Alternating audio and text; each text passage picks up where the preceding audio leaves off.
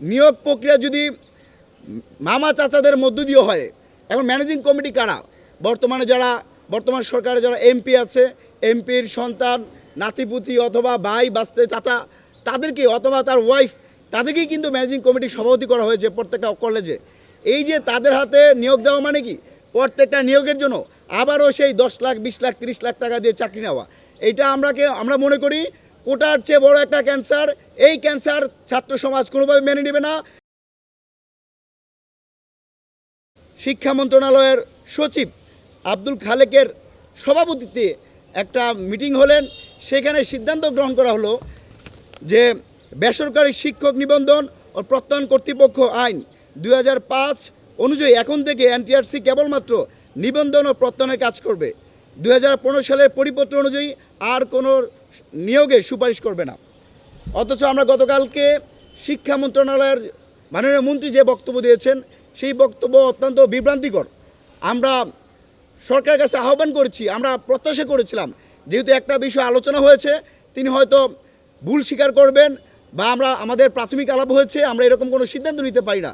কিন্তু একটা বিষয় যেখানে সিদ্ধান্ত হয়ে গেছে, শিক্ষামন্ত্রীর উপস্থিতিতে সচিবের সভাপতিত্বে একটা নোট রয়েছে এখানে, সেই জায়গায় এটাকে অস্বীকার করা, এটা জনগণের সাথে দ্বিমুখিতার শামিল। আমরা এই ধরনের আচরণ নিন্দা জানাই। একই সাথে এই ধরনের সিদ্ধান্ত যেন ভবিষ্যতে নিতে না পারে সেই ব্যাপারে আমরা সরকারকে সতর্ক করতে চাই। নিয়োগ প্রক্রিয়া যদি মামা চাচাদের মধ্য দিয়ে হয়, এখন ম্যানেজিং কমিটি কারা? বর্তমান সরকারে যারা এমপি আছে, এমপির সন্তান, নাতিপুতি অথবা ভাই বাস্তে চাচা, তাদেরকে অথবা তার ওয়াইফ, তাদেরকেই কিন্তু ম্যানেজিং কমিটির সভাপতি করা হয়েছে প্রত্যেকটা কলেজে। এই যে তাদের হাতে নিয়োগ দেওয়া মানে কি, প্রত্যেকটা নিয়োগের জন্য আবারও সেই 10 লাখ 20 লাখ 30 লাখ টাকা দিয়ে চাকরি নেওয়া। এটা আমরা মনে করি কোটার চেয়ে বড় একটা ক্যান্সার। এই ক্যান্সার ছাত্র সমাজ কোনোভাবে মেনে নেবে না। সরকার গতকাল যেই মতামত দিয়েছে, আমরা সেই মতামতকে সাধুবাদ জানাই, তবে আগামীতে যেন এই ধরনের কোনো সিদ্ধান্ত না নেয়, আমরা সে বিষয়ে স্পষ্ট করে বলতে চাই। বর্তমানে যে একটা ভয়াবহ চাকরির সংকট, সে জায়গায় আমরা দেখতে পাচ্ছি প্রায় সরকারি দপ্তর এবং চাকরিতে 4,68,220টি পদ খালি রয়েছে।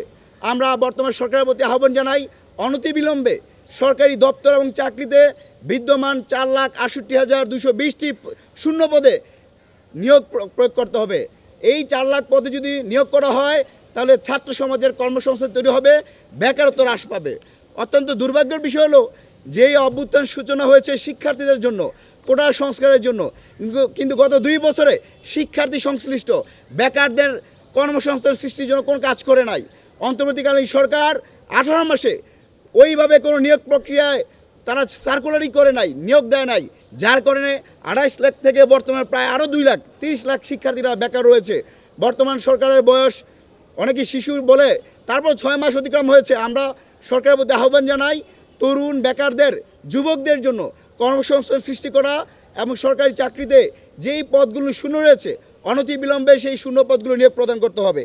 আমরা দেখতে পেয়েছি যে বর্তমানে যে শিক্ষা প্রতিষ্ঠানে যে অস্থিরতা, আমরা বেগম রোকেয়া বিশ্ববিদ্যালয়ে আমরা সেই আবু সাইদকে স্মরণ করি তার ঐতিহাসিক সাহসিকতার জন্য, যিনি বন্দুকের নলের সামনে বুক পেতে লড়াই করে বাংলাদেশে স্বাধীন করেছেন, বাংলাদেশ থেকে দৈত্য দানব শেখ হাসিনার পতন নিশ্চিত করেছেন। সেই পবিত্র ভূমি বেগম রোকেয়া বিশ্ববিদ্যালয়ে দেখতে পেয়েছি আল্লাহু আকবার বলে স্লোগান দিয়ে হাতে লাঠি সোটা রামদা নিয়ে ছাত্র শিবির ছাত্রদলকে ধাওয়া দিচ্ছে।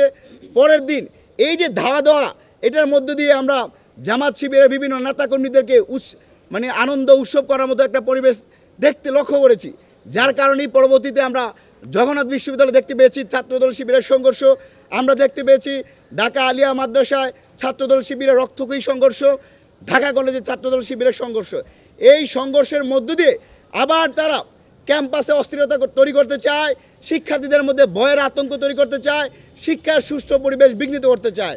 আমরা ছাত্র অধিকার পরিষদের পক্ষ থেকে স্পষ্ট করে বলতে চাই, ছাত্রদল যদি এরকম পেশি শক্তির প্রদর্শন করতে চায়, শিবির যদি গুপ্ত রাজনীতি করতে চায়, আল্লাহু আকবার বলে রামদান নিয়ে কাউকে হামলা করতে চায়, তা ছাত্র অধিকার পরিষদ সাধারণ শিক্ষার্থী নিয়ে তাদের বিরুদ্ধে লাল কার্ড প্রদর্শন করবে। কোনোভাবেই অভ্যুত্থান পরবর্তী সময়ে আমরা ক্যাম্পাসগুলোতে শিক্ষার সুষ্ঠু পরিবেশ বিঘ্নিত হয় এরকম কোনো কর্মকাণ্ডকে আমরা বরদাস্ত করব না। আমরা সরকারের প্রতি আহ্বান জানাই, সরকার যেন শিক্ষা প্রতিষ্ঠানগুলোতে এরকম কঠোর নজরদারি রাখে এবং গবেষণা খাতে আরও যে বাজেট দেওয়া হয়েছে সেই বাজেটের সঠিকভাবে যেন ব্যয় করা হয়। আমরা আমাদের বক্তারা বলেছেন শেখ হাসিনা 5 আগস্ট তিনি ভারতে বক্তব্য দিয়েছেন, কিন্তু আমরা ভেবেছিলাম তার এই বক্তব্যে যে বিশ্বের ইতিহাসে একটা বিরল ঘটনা, একটি গণতান্ত্রিক রাষ্ট্রে বিশ্বের কোথাও হয়েছে কি না, 1 মাসে প্রায় 2000 মানুষকে হত্যা করা, 30,000 অধিক মানুষকে পঙ্গুত্ব করা, 557 জন মানুষকে চিরতরে চোখ হারানো, সেই 4 বছরের শিশু আব্দুল আহাদ যিনি বাসায় খেলা করছিলেন তাকে শেখ হাসিনার রক্ষাকারী বাহিনী পুলিশ হেলিকপ্টার থেকে গুলি করে হত্যা করা, রিয়াগুবকে একইভাবে হত্যা করা। আমরা দেখেছি ইয়ামিনকে নির্মমভাবে হত্যা করার পর পুলিশের এপিসি থেকে তাকে কীভাবে নিষ্ঠুরভাবে ফেলে দিয়েছে। আমরা দেখেছিলাম সাভারের আশুলিয়াতে 6 জন ছাত্র জনতাকে হত্যা করার পর ভ্যানের উপর তাদের লাশগুলো পুড়ে দেওয়া হয়েছে। এত ভয়ঙ্কর নিষ্ঠুর কাজ করার মধ্য দিয়ে যারা এই বাংলাদেশ থেকে পলায়ন করেছে, যারা তাদের জীবন বাঁচাতে বাংলাদেশ থেকে পালিয়েছে, সেই শেখ হাসিনা হয়তো 2 বছরের মাথায় অনুশোচনায় ভুগবে, এদেশের মানুষের কাছে ক্ষমা চাইবে।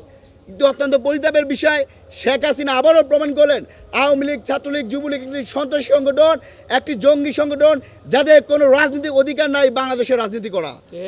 তারা কোনো বিন্দু পরিমাণ তারা অনুশোচনা ভুগছে না। তারা এখনও ইন্ডিয়ায় বসে বাংলাদেশের নীল নকশা করছে। তবে সরকারের অনেক সমালোচনা করলেও আমরা এই জায়গায় সরকারকে ধন্যবাদ জানাই।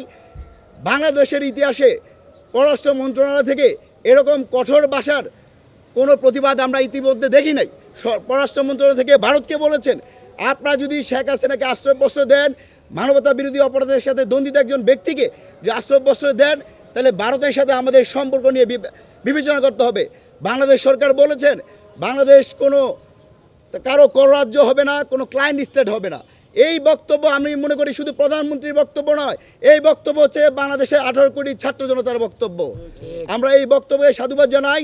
একই সাথে আমরা ভারতকে স্মরণ করে দিতে চাই, ভারতের সাথে আমাদের ঐতিহাসিক সম্পর্ক থাকলেও ভারত কিন্তু ইসরায়েল না, যাদের সাথে আমাদের কূটনৈতিক সম্পর্ক নাই। ভারতের সাথে আমাদের কূটনৈতিক সম্পর্ক রয়েছে। ভারত যদি এদেশের ভারতের ঠিক করতে হবে তারা কার সাথে সম্পর্ক রাখতে চায়। তারা কি আওয়ামী লীগের প্রেতাত্মা খুনি দস্যুদের সাথে সম্পর্ক রাখবে, নাকি বাংলাদেশের জনতার সাথে সম্পর্ক রাখবে?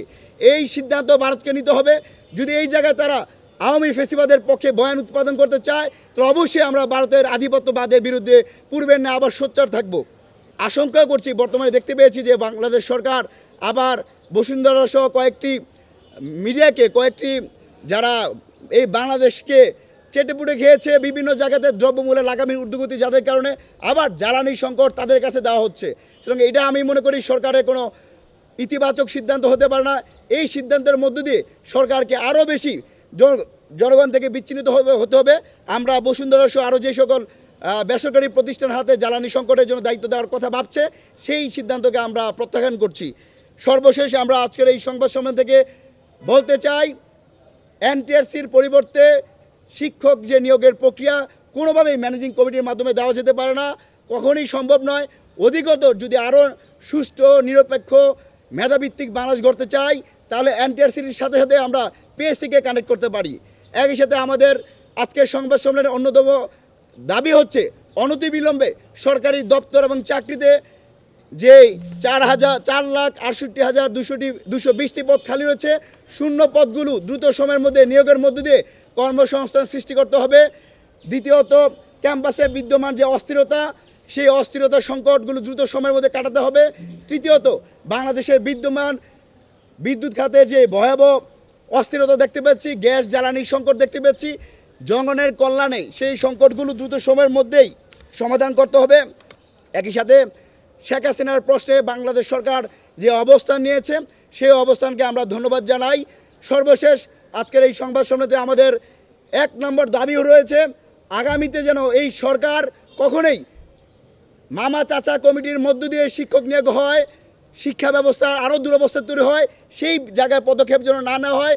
এবং গতকালের 3রা আগস্টের যে মিটিং রয়েছে, যে আমরা এই মিটিংয়ের সাথে জড়িত, এই মিটিংয়ের সাথে সংশ্লিষ্ট সবার বিরুদ্ধে খতিয়ে দেখে তদন্ত করা দরকার। সর্বশেষ আমাদের আজকের এই সংবাদ সম্মেলনের শেষ করছি। আমাদের এক দফা দাবি যে বিদ্যমান এনটিআরসির পরিবর্তে শিক্ষক নিয়োগ এই প্রক্রিয়া কখনোই বাস্তবায়ন করা যাবে না। শূন্য পদগুলো নিয়োগ করা, বিদ্যুৎ ও জ্বালানি গ্যাসের যে সংকট, সেই সংকট কমানো, ক্যাম্পাসগুলোর যে অস্থিরতা বিদ্যমান, সেই অস্থিরতা কমানোর দরকার। সেই প্রত্যাশায় আজকের আমরা সংবাদ সম্মেলন এখানে শেষ করছি। ধন্যবাদ সবাইকে।